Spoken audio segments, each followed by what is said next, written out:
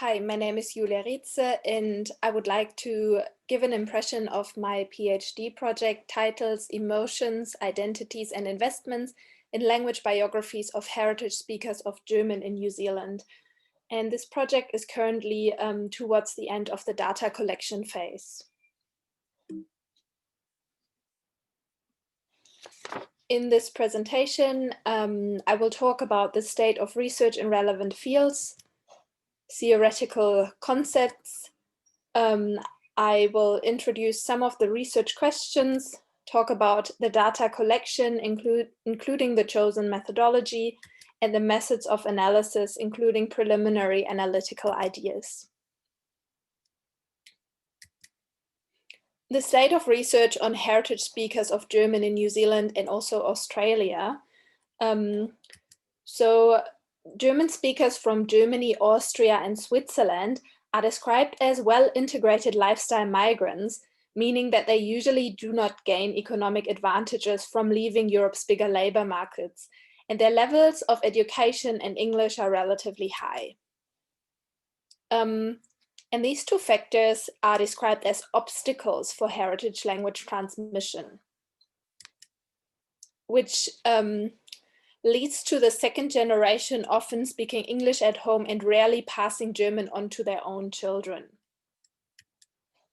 Three relevant theoretical concepts for this project are emotions, identities, and investments.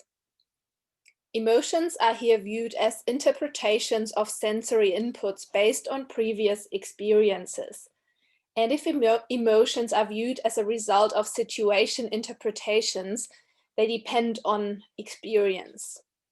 So they are experienced as a feeling that motivates, organizes, and guides perception, thought, and action. Here the connection to identities as perceptions and thoughts, and to investments as actions shows. Identities are here viewed as multiple and changing self-conceptions, which emerge through dynamics on different interconnected societal levels. This study employs investment as an alternative term to motivation, as the concept of investment is closely entangled with the concept of identity. And an investment implies that a person is invested in particular practices. So in recent years, a few researchers have pointed out that emotions, identities, and investments in a language are inextricably connected. So besides exploring what German means to second-generation heritage speakers in New Zealand, the aim of this project is to contribute to the connection of emotions, identities, and investments in theoretical discussions.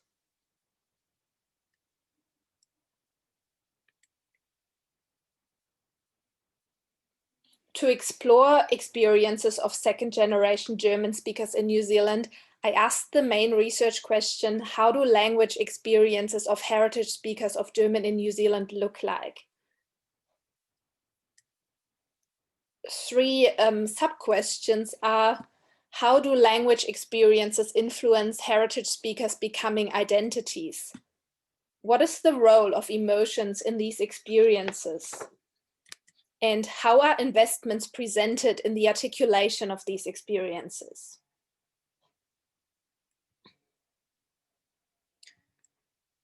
So in order to answer these questions, I employ a narrative methodology.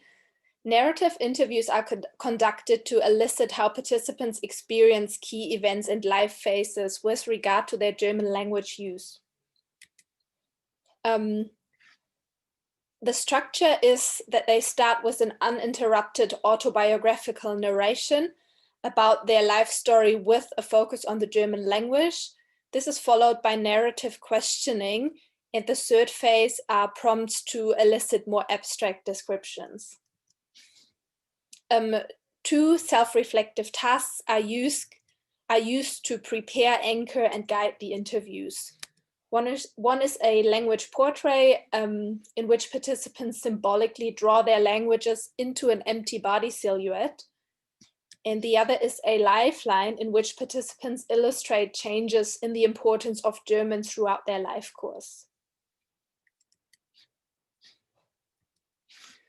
Participants are up to 25 New Zealanders whose parent or parents immigrated from a German-speaking country. They need to be at least 13 years old.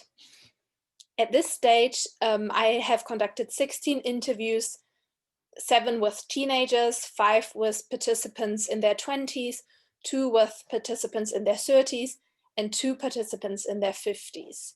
So by the way, I am still looking for a few older participants.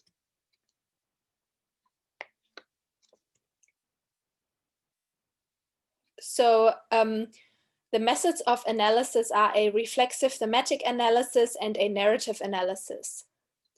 The reflexive thematic analysis is a thematic analysis with a strongly qualitative philosophy in which themes are developed through a multi-stage process. The narrative analysis uses stories of lived experiences as main data source, as well as a means of presenting findings. Through narrative analysis, important events and life phases are outlined. For my first participant, whom I will call Sophia here, these were roughly that her family moved to New Zealand from the UK. New Zealand is her father's home country. And her German mother still followed the one person, one language approach, which resulted in Sophia becoming a fluent German speaker.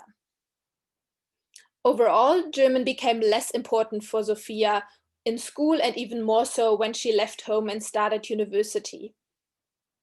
However, important reminders of her German heritage were multiple holidays in Germany and 2 friendships with German exchange students in New Zealand. Broadly, the thematic analysis serves the purpose of developing themes which are relevant for a number of participants. Preliminary ideas in the current stage of data collection are pride and shame as relevant emotions in participants' language experiences. So for a number of participants, these are linked to language competency and a self-imposed standard.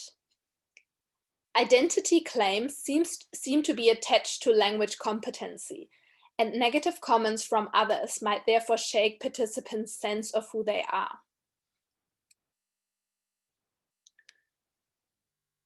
Sophia, for instance, tells, I used to explain to people that I have 2 mother tongues. Then later, someone questioned it. So a critical event for her occurred when a German-speaking friend of the family doubted that German was her mother tongue. And she explains, I felt defensive. I thought, I don't know, that my German isn't particularly good. And it seems that feelings of belonging, which participants repeatedly found hard to describe, trigger investments later in life. So in this spirit, Sophia recently enrolled in a formal German course at university to learn how to read and write.